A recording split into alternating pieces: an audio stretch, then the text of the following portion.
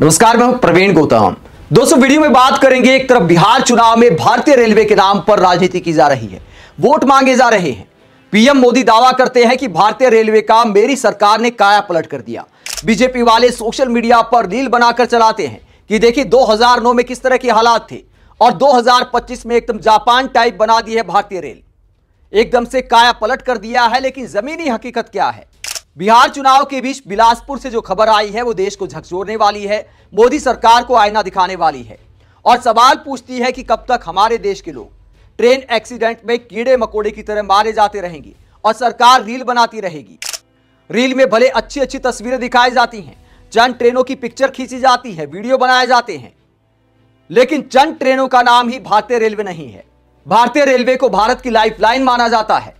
कई लोगों के लिए ट्रेनों का सफर लाइफलाइन का काम करता है, क्योंकि रोजी रोटी से भी जुड़ा है और दूर ट्रैवल करना हो तो उसके लिए भी लोग भारतीय रेलवे पर भरोसा करते हैं। इस बात का भरोसा करते हैं कि अगर ट्रेन में बैठे हैं तो सुरक्षित घर पर पहुंचेंगे, क्योंकि भारतीय रेलवे को सबसे सुरक्षित पब्लिक ट्रांसपोर्ट माना जाता है।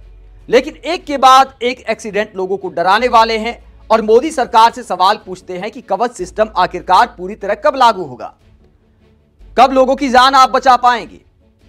बिलासपुर में जो एक्सीडेंट हुआ वो मोदी सरकार को आईना दिखाता है, रेल मंत्री से सवाल पूछता है। ये तस्वीर आप देखिए, यहां पर मालगाड़ी पर चढ़ जाती है पैसेंजर ट्रेन और ये पिक्चर अपने आप में डराने वाली है। देखिए, परकच्चे उड़ गए पैसेंजर ट्रेन के, मालगाड़ी पर चढ़ गई है पैसेंजर ट्रेन, जो इस एक्सीडेंट की भयावहता को दिखाता है। सवाल पूछता है कब तक ट्रेन एक्सीडेंट में लोग मारे जाते रहेंगे। तस्वीरें आप देख सकते हैं, किस तरह की तस्वीरें सामने आई हैं एक्सीडेंट की, जो डराने वाली हैं। तो लोगों पर क्या बीती होगी, कितने लोग अब तक मारे गए हैं। दैनिक भास्कर की खबर आप देख सकते हैं। छत्तीसगढ़ के बिलासपुर जिले में मंगलवार को बड़ा रेल हादसा हो गया। कोरबा पैसेंजर ट्रेन और एक मालगाड़ी के बीच जोरदार टक्कर हुई। कलेक्टर संजय अग्रवाल ने 4 यात्रियों की मौत की पुष्टि की है। वहीं एसपी रजनेश सिंह ने कहा कि एक ही मौत हुई है, जबकि रेलवे पीआरओ के पास कोई जानकारी नहीं है। यानी अलग अलग विभाग अलग अलग बयान दे रहे हैं। 4 यात्रियों की कलेक्टर ने पुष्टि की है। उम्मीद है कि आंकड़ा बढ़ भी सकता है, लेकिन प्रार्थना करेंगे कि आंकड़ा ना बढ़े। जो जान माल की क्षति हुई है उसके बाद पब्लिक सरकार से सवाल कर रही है कि कब तक ऐसा होता रहेगा। पब्लिक इस रेल एक्सीडेंट को लेकर क्या कहती है? परेशान होने की जरूरत नहीं है, छोटी मोटी घटनाएं होती रहती हैं। ये लोग आम आदमी को कीड़ा मकोड़ा समझते हैं।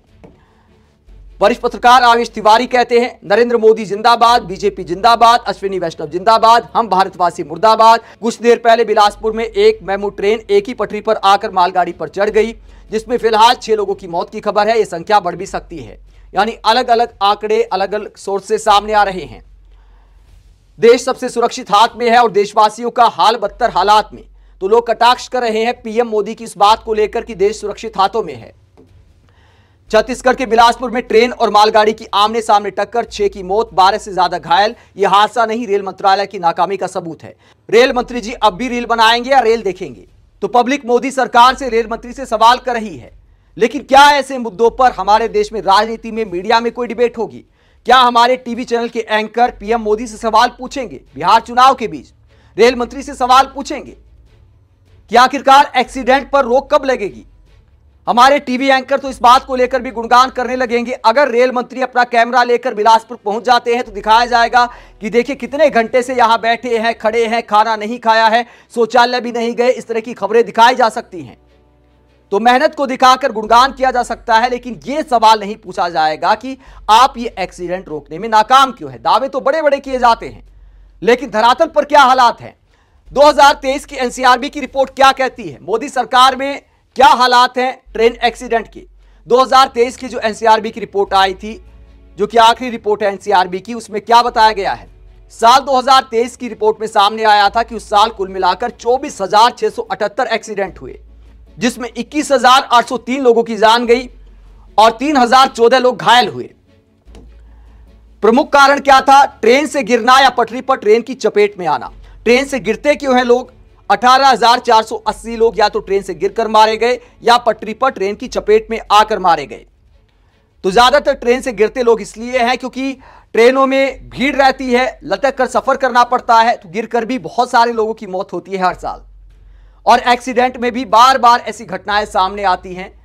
तो 21वीं सदी में ऐसे ट्रेन एक्सीडेंट सवाल उठाते हैं कि आखिरकार हम भारतीय रेलवे को सुरक्षित हाथों में कब दे पाएंगे। एनसीआरबी की रिपोर्ट में वजह क्या बताई गई है? 56 मामलों में चालक की गलती, 43 मामलों में खराब डिजाइन, पटरी की खराबी, पुल सुरंग गिरना, अन्य कारण जैसे सिग्नल मैन की गलती, तोड़फोड़, तकनीकी खराबी।